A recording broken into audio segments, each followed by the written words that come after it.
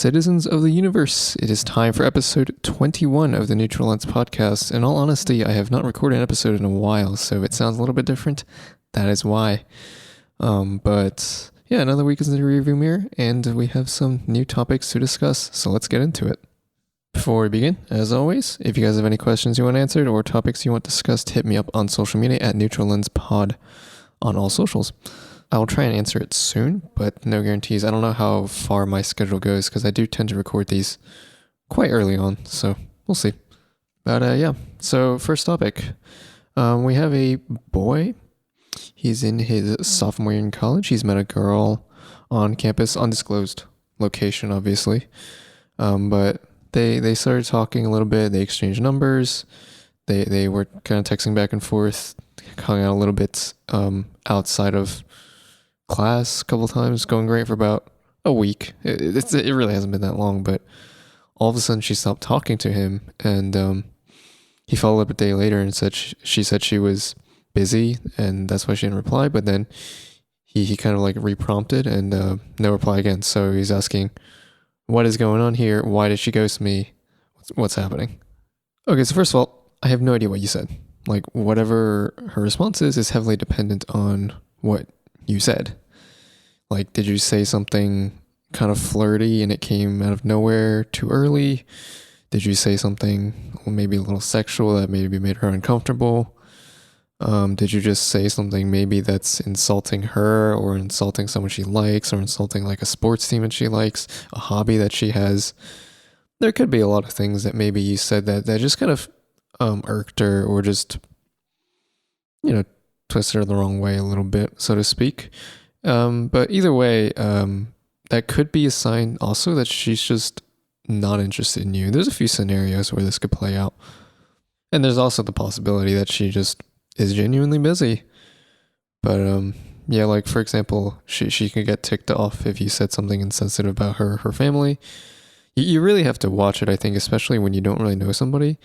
Like, I can push my friends' buttons. I can say some things that I don't think I could ever say to anyone else, but to my friends, because they know I'm joking or they know that I don't mean any real malice or malintent with what I'm saying. And a lot of people like are the same way, where you can joke around and say some crazy things with your friends that you would never say to anyone else because you know that they would take it wrong or that they wouldn't really understand. So it's possible that you said something along those lines. It's also possible that you just said something a little bit flirty and she didn't really think of your relationship that way. And I assume that you're asking because you wanted to like date this girl.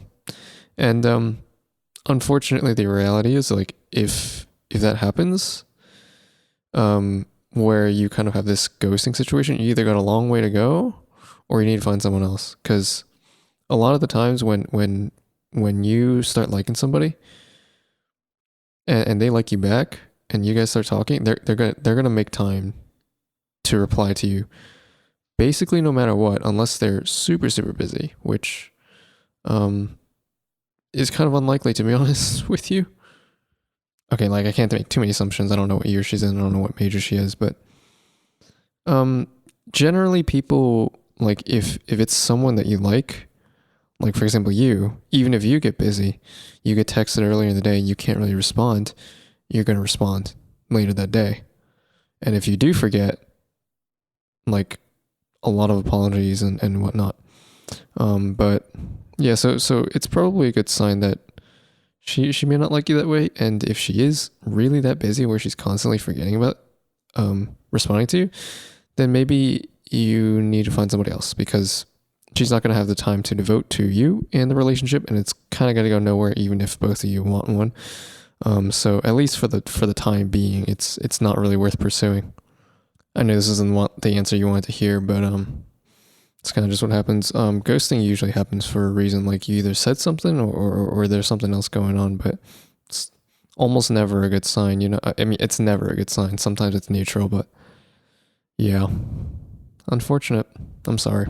But just consider what you said and see if there's something there that was maybe something you shouldn't have said. And if not, then yeah, there's not much you can do. So All right, next thing I want to talk about, let's talk about some similarities that I see between different sports, because I know a lot of people will see, for example, basketball and soccer as two completely different sports. One is using your hands to shoot into a hoop, and one of them is kicking a ball with your feet and trying to score into a goal or a net.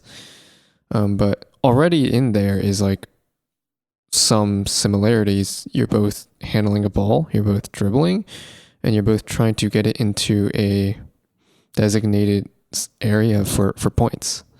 It's just one sport, you see teams in the hundreds, and the other you see them at 1-0. But the thing is, a lot of sports are very, very similar. And even like similarities with chess or with war, when there's an offense and defense involved, like, golf is not the same. But anything where there's some sort of offense and defense involved, it's all incredibly similar. It's just that the way you execute upon those things is different, because different rules, different number of people involved. Like what is your end goal? Like, are you trying to score a goal? Are you trying to get the ball into a certain area? Or are you trying in American football to, like, get a player with a ball across a certain line for a touchdown? In war, like conquering territory, trying to, kill people, whatever it is. Or even like in a one-on-one, like in tennis, it's a little bit different, right? Like get the ball to bounce twice. Or chess to checkmate the opponent's king.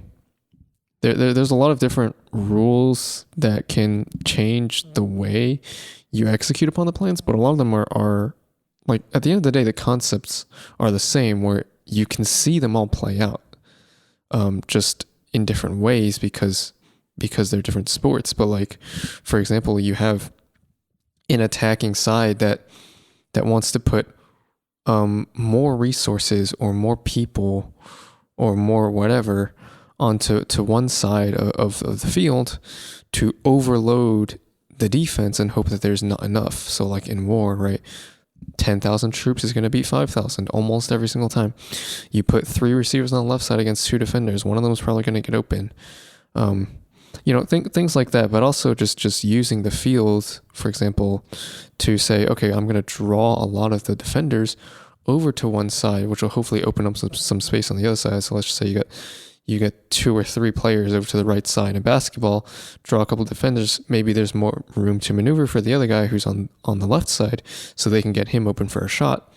Or in soccer, right, drawing more defenders to the right side, kicking it across the left, hopefully you get a free shot or like an open shot on net. Or even just like timing, right? Like you have to make sure that your attack arrives on time and that things happen at the right moments. Like, there's this one clip that really stands out to me from like football, from the 2017 AFC Championship game played in 2018. It's kind of weird, but it is what it is. Between the Patriots and the Jaguars, and there's this one third and long, where Brady looks off a linebacker and moves him, right, and he opens up a window. So like, there's things like that, but also just the timing of the play to be able to get the throw in at the right time, move the linebacker at the right time, and then he, as soon as the linebacker moves, Brady looks back and makes a throw into the window that the linebacker just stepped out of. So the timing of your arrival, the timing of your attack is very important. Like, I also watch a lot of Rocket League, where if you get there too early, you lose your momentum, and you can't be as fast as your opponents because you've lost all your momentum heading into the play. So if the ball is hit at a certain moment and you and your opponent are equidistant, but you're sitting still and your opponent's moving towards the ball, then you're going to get beat every single time. Or let's just say, like, even in a war scenario where you're attacking on one side as a diversion and the opponent moves its resources out, your attack needs to come in at a time where they're least defended. Because if your attack is too slow to arrive, they have responded to the call and they've come back and they're able to adequately defend, or you arrive too early and the diversion hasn't even hit yet. And what's the point? So timing in that sense is always also very important. there's also a Magnus Carlsen interview they did where he talks about the similarities in chess and soccer, where I think he talks about something similar of like overloading one side before switching to the other, committing resources, things like that. So like they're all really interconnected. You kind of see the same patterns play out through multiple sports and even through war. Like again, anything with offense and defense, it's all built off the same foundational principle. And like I've talked about this kind of thing before, I'm pretty sure, where I like to point out these things because I do think that this world is a lot of pattern recognition, and if you can see the different patterns and things, you'll know how things work even if you haven't really touched it before. So like even if you're a basketball fan and you start watching football and you don't really know what's going on, but you can still kind of see the patterns in which teams are trying to attack one another's defenses, or like how they're trying to defend to minimize an opposing offense. So you can see how a lot of these things work, but even like tying it back to other things where like you're going through life, that, or even like an argument where you're trying to bait someone to say a certain thing, and as soon as they go in a certain direction, you kind of go back the other way and ambush them. It's like there's like similarities even in arguments, but just in other concepts of like relationships, where I do think that like a lot of things in friendship and business relationships and romantic relationships, a lot of them share similarities, and you can really draw upon that. So it's not like if it's like your first time dating that you're going in completely blind. You don't know a lot of things, and a lot of things you do need to learn through experience, but they're like, you don't just go and be like, okay, well, it's just trial by fire and we'll see what happens. Like there's a lot of things that you can draw upon from your other relationships around you. How do you handle friends? How do you handle friends who get upset at each other, or like just upset at you? How do you make new friends? How do you go about establishing a connection, deepening that connection, establishing trust, regaining trust potentially? So there's a lot of ways where all these things can become interconnected, even if they seem completely different. So yeah. Last thing I want to talk about in this episode is I feel like a lot of people struggle with this idea of they want to be like someone else because they see certain qualities or like maybe a certain appearance, and they want to be like that person. They want to emulate that person. This is especially true in creative environments where we see people emulate others and their style, and they try to recreate maybe their path to success, maybe the things that they tried, the themes that they used on their path to success. And I think it's something that people need to be careful with, because the problem is that when you try and emulate somebody else, you're no longer unique. And I think the biggest strength that a lot of people have is the fact that they are different from everyone else. And when you eliminate those differences, you're no longer special. If you're just wanting to be like somebody else, you're trying to follow in the footsteps of someone who's already done it that way. And there's no standout qualities that you have. You'll never stand out from the crowd if that's the case. So that's like, I really value being yourself and being true to yourself, even if that means it's not really following the path of people that you've really enjoyed and the people you want, to emulate. Because it can be easy, like truly, to tell if you're genuine. If you're not genuine, then what you're saying like doesn't resonate, because it clearly doesn't come from a place of love and passion. But you also don't play to your own strengths. Maybe you think what someone else is doing is the path to success, but that's not your path, because your strengths don't align with theirs. It doesn't suit your style. Let's just say, like, in podcasting, like, what's your voice like? The way you talk, the way you kind of act. Do you have a lot of emotion? Do you have little emotion? I've been told I'm pretty monotone before. So, am I suited for like huge comedy roles? Am I suited for like these dramatic narrations? No, I'm not. It doesn't work for me, because that's not who I am.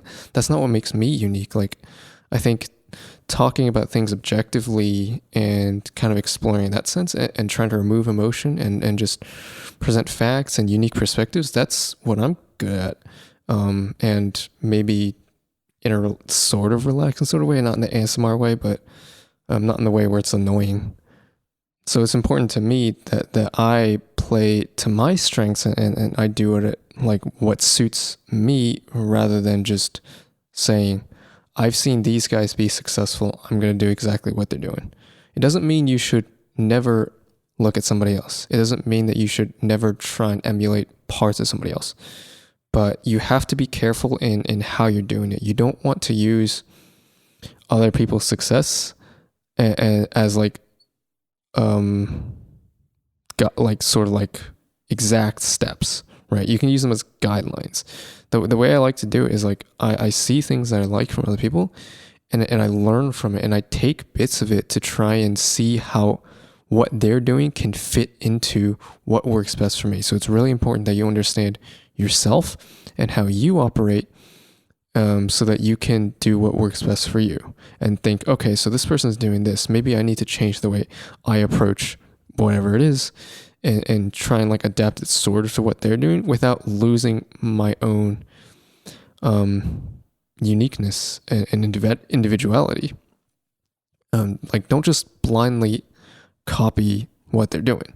You have to figure out a way to see their strengths and add your own twist to it, because your style, your uniqueness is what makes you stand out and be successful, not copying somebody else, because that is not unique. That doesn't make you stand out. That doesn't help you carve a new path, because those who are successful oftentimes is because they present a new thing or a new niche. It's not because they kind of just rode the coattails and did the exact same thing as somebody else, because that other person already exists. They don't need you if all you're going to do is be like somebody else. They're going to want you because you're different from everybody else. So that's something important to understand.